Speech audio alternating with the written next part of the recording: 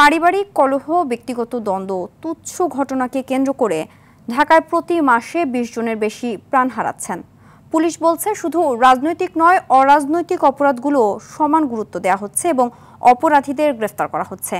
মানবাধিকার কর্মী নাসির উদ্দিন এলান বলেন, অপরাধীদের বিরুদ্ধে ব্যবস্থা না নেওয়ার কারণে অরাজনৈতিক হত্যাকাণ্ড বেড়েই চলেছে। আরও জানাচ্ছেন দীপন দেওয়ান।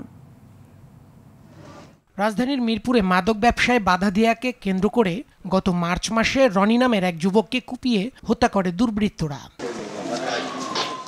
মে মাসে রাতের বেলায় চালককে হত্যা করে সিএনজি নিয়ে পালিয়ে যায় অপরাধীরা। প্রতি মাসে ঢাকায় এমন অরাজনৈতিক হত্যার শিকার হচ্ছেন অনেকেই। ঢাকা মেট্রোপলিটন পুলিশের তথ্য বলছে, গত জানুয়ারি থেকে মে এই ৫ মাসে রাজধানীতে ১৬৮টি হত্যা মামলা রেকর্ড হয়েছে। এর মধ্যে ১০২টি অরাজনৈতিক, যা মোট হত্যা মামলার ৬১%। অর্থাৎ গড়ে প্রতি মাসে এমন হত্যাকাণ্ডের শিকার হয়েছে ২০ জনেরও বেশি। মব কালচার বলেন, গ্যাং কালচার বলেন, এগুলো কিন্তু অনেকাংশেই কমে এসেছে আমাদের তৎপরতার কারণে।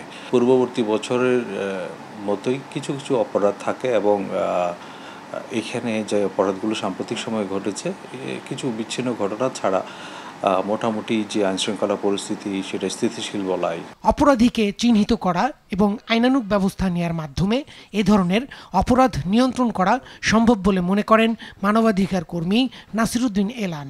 অভ্যন্তরীণভাবে যে হত্যাকাণ্ডগুলো সংঘটিত হয়, যেটা বিভিন্ন কারণে হয়, সেটা কিন্তু গভর্নমেন্টের পক্ষে ট্যাকেল করে। গভর্নমেন্টের পক্ষে সম্ভব ওই ঘটনাগুলি সুষ্ঠু তদন্ত করে পারপিটেটরদের গ্রেপ্তার করে বিচারের সম্মুখীন করে। আগে ছিল আওয়ামী লীগের ইন্টারক্ল্যাশ, আওয়ামী লীগ যেন ক্ষমতা ছিল, এখন আমরা খেয়াল করছি প্রচুরভাবে বিএনপির ইন্টারক্ল্যাশ, এবং এতে সাধারণ মানুষও কিন্তু মারা যাচ্ছে।